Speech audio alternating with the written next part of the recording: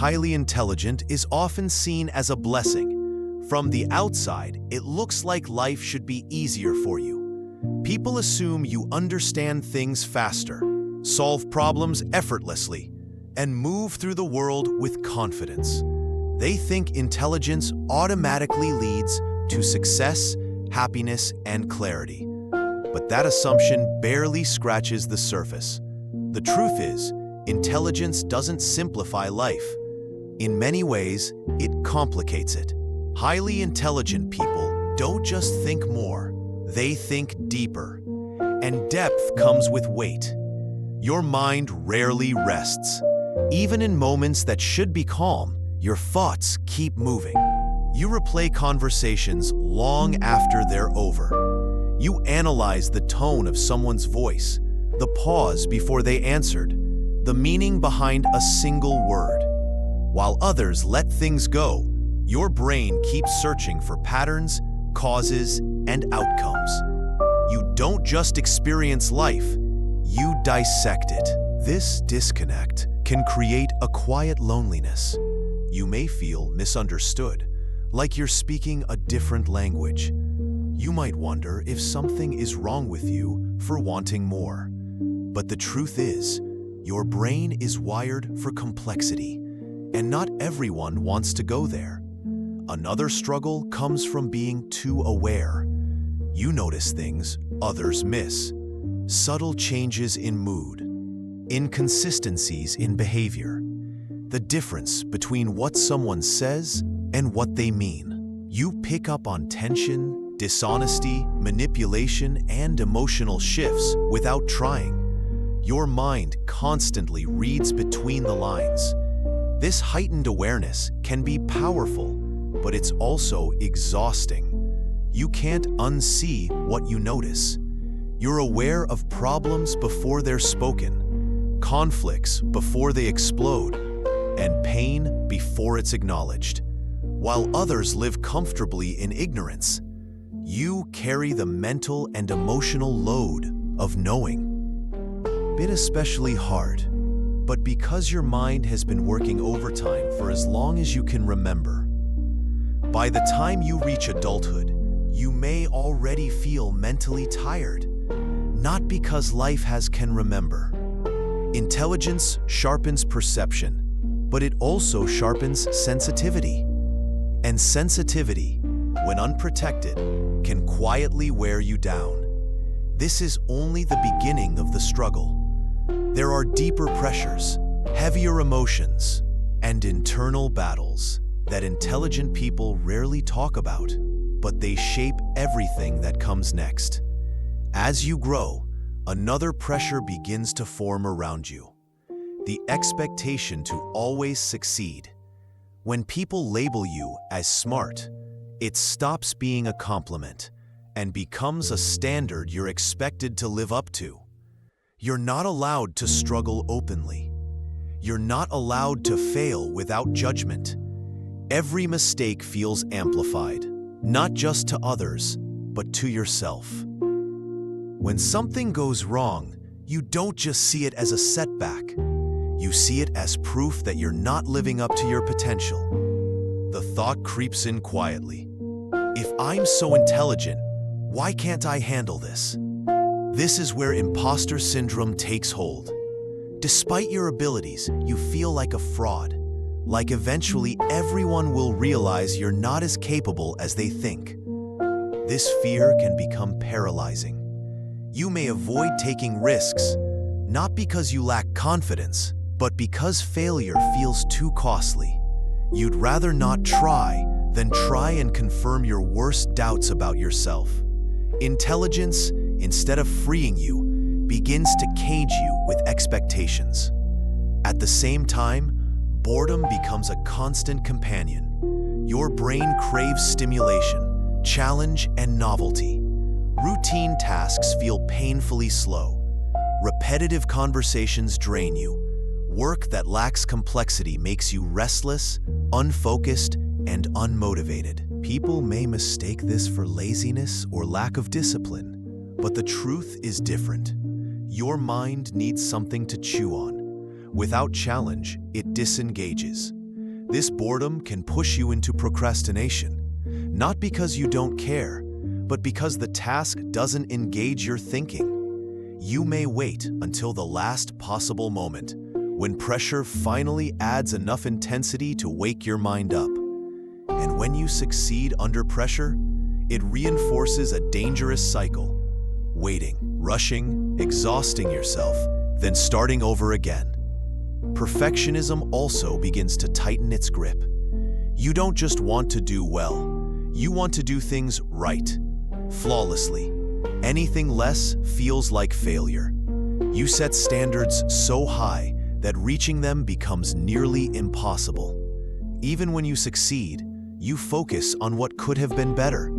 Satisfaction feels temporary, if it appears at all. Psychology calls this maladaptive perfectionism. It doesn't push you forward. It traps you in constant self-criticism. You delay starting because you want the perfect plan. You hesitate to finish because it doesn't feel good enough. And when others praise your work, you quietly dismiss it, knowing every flaw they didn't notice. Over time, this leads to burnout. You're tired, not just physically, but mentally and emotionally. You feel like you're always chasing an invisible standard that keeps moving further away. No matter how much you achieve, it never feels like enough. And beneath all of this is a deeper habit. You question everything. You don't accept ideas simply because they're popular or traditional. You analyze beliefs, systems, authority, and even your own thoughts. This curiosity fuels growth and innovation, but it also creates distance. People who prefer simple answers may see you as difficult, skeptical, or overly critical. You're not trying to challenge others. You're trying to understand the truth. But that search can leave you feeling disconnected, like you're walking a path few people want to explore with you. These internal pressures don't fade with time. They quietly shape how you see yourself, how you work, and how you relate to others. And there's still one more layer that many intelligent people carry in silence: the emotional weight that comes from feeling too deeply. One of the heaviest burdens of high intelligence is emotional weight. Many intelligent people are not just thinkers, they are feelers. Your ability to understand complex ideas often extends to understanding people. You don't just notice emotions, you absorb them.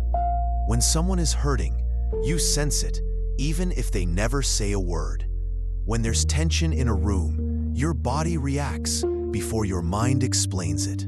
This is known as emotional contagion, the tendency to take on the emotions of others. You may walk away from conversations feeling drained without knowing why. You replay other people's struggles in your head, wondering how to help, what they're going through, what they're not saying. You carry pain that isn't yours, simply because you understand it too well.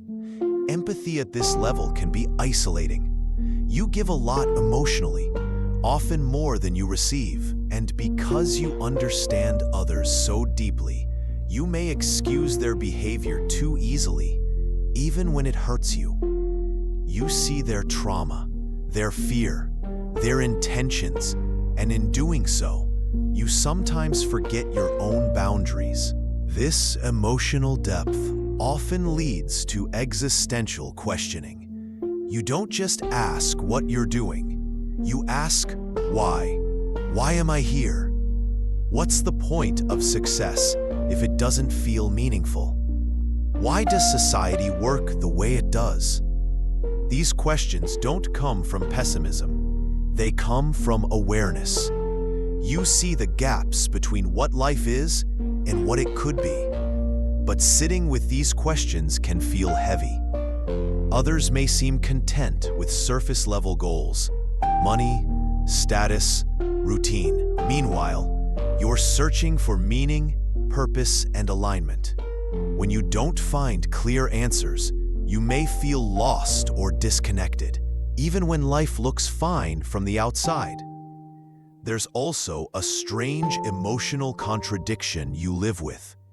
You understand yourself deeply, yet you doubt yourself constantly. You can analyze your thoughts, behaviors, and patterns with precision, but that same analysis makes you hyper-aware of your flaws. You see every inconsistency, every weakness, every internal conflict. Self-awareness turns into self-criticism. This can lead to emotional fatigue. You're always monitoring yourself, your reactions, your tone, your choices. Relaxing feels difficult because your mind is always observing. Even joy can feel temporary, followed by thoughts like, "How long will this last?" or "What's the catch?" Despite all this, you rarely talk about it. You've learned that explaining your inner world often leads to confusion or dismissal. People may say you're thinking too much or taking things too seriously. So, you stay quiet. You become the listener, the observer, the one who understands but isn't understood. Over time, this silence can make you feel invisible. Not because you lack presence, but because no one sees the full depth of what you carry. And yet, you keep going. You keep thinking, feeling, questioning, and trying to make sense of a world that often feels too loud and too shallow at the same time. But there is a turning point. Intelligence doesn't have to be a burden forever. With the right balance, awareness can become wisdom instead of weight.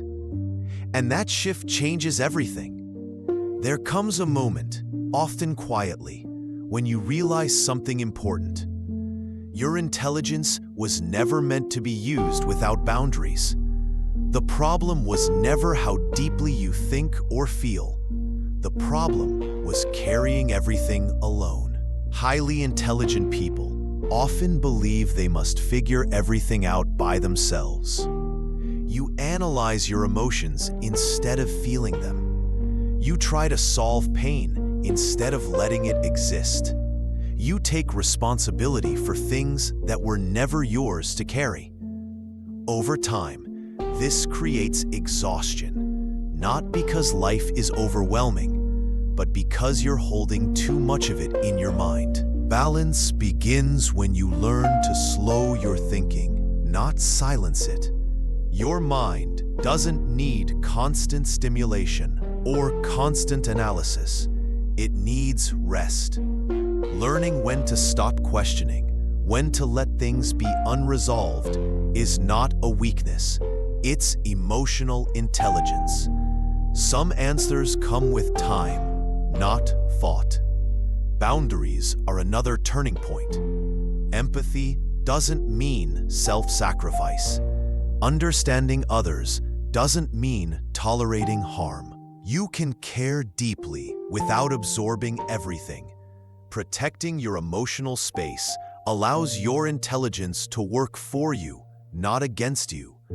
The right people also change everything. You don't need many, just a few who appreciate depth, curiosity, and honesty. People who don't rush your thoughts or minimize your feelings. When you're around those who speak your language, intelligence stops feeling lonely and starts feeling shared. Purpose is where your mind finally finds peace.